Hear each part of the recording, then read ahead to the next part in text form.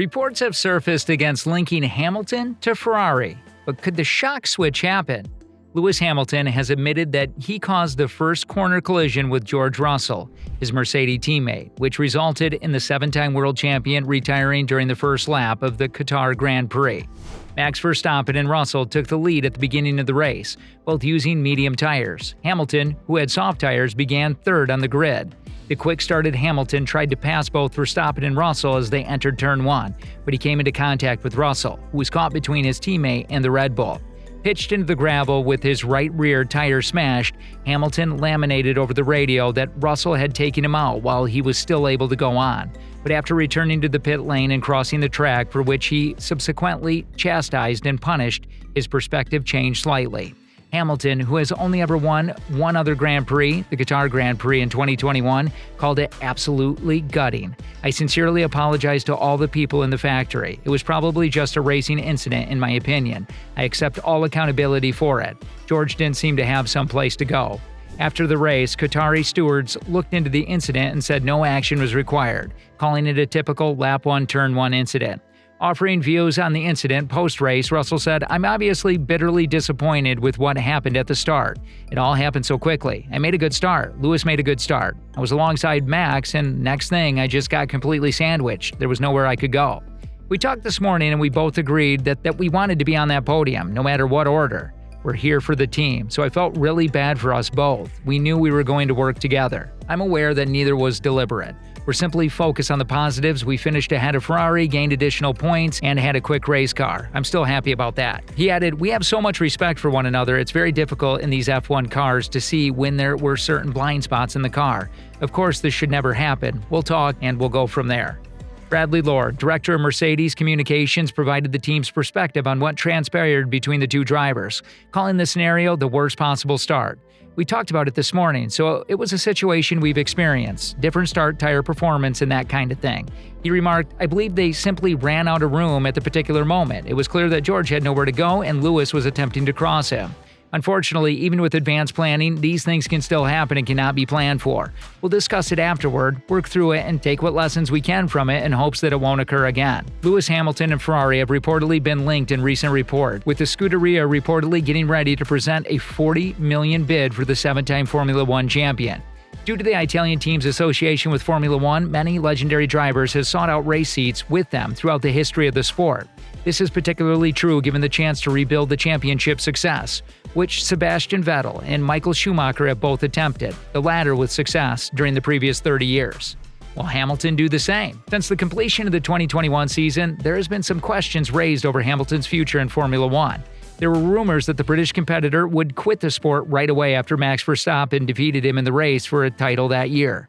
Although Hamilton did make a comeback, Mercedes has so far been unable to provide him with a competitive car that complies with the latest technical regulations for Formula One. As a result, he was frequently been used as a test subject for setup experiments alongside George Russell, while the Brackley-based team tries to dig itself out of a hole. Although Hamilton and team principal Toto Wolff said that the straightforward negotiation would be necessary with a new contract on the table, no deal has been reached as of yet. This has made it possible for the rumors about switching to Ferrari to start up again. The two were connected in 2019, with Hamilton rumored to be dating Charles Leclerc in 2021.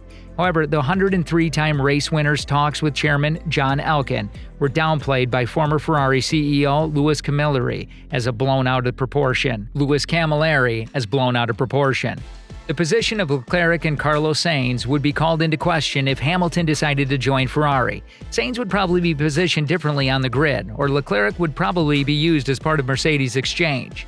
Hamilton has been transparent about his decision to stick with Mercedes in public. He said last year that he felt at ease racing into his 40s and that it was looking for a new contract with the club. He has stated this year that he has no plans to leave the German manufacturer, which is consistent with his prior aspirations to be a lifelong member of the team, emulating Sir Stirling Moss, who was Mercedes-affiliated driver long after his retirement. Everything fades, particularly in Formula One. Hamilton's choice-making process will probably be influenced by how promising Mercedes' significant improvement package at the Monaco Grand Prix is. The strength of friendship, family, and support Hamilton will receive might be sufficient to ward off any signs of leaving. However, when it comes to attraction, Ferrari is on a separate planet, possessing a unique pull of its own. If things continue on the current course, that might be too good to refuse. Lewis Hamilton's stature of the best Formula One driver of all time will undoubtedly be hotly contested.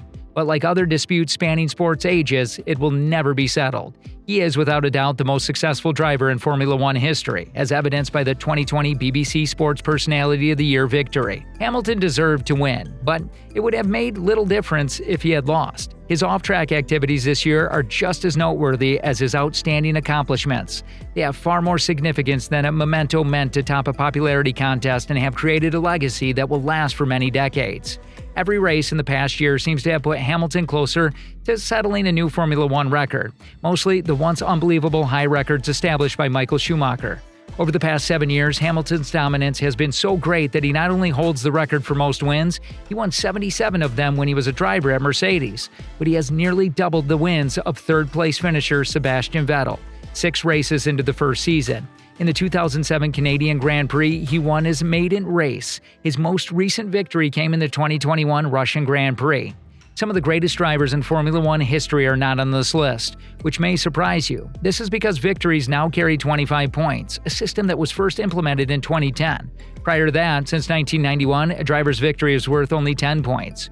A driver would receive 9 points for a victory before 1991 and 8 points between 1950 and 1960. There were also fewer events in the season, and points were awarded to only the top 8 finishers until 2009.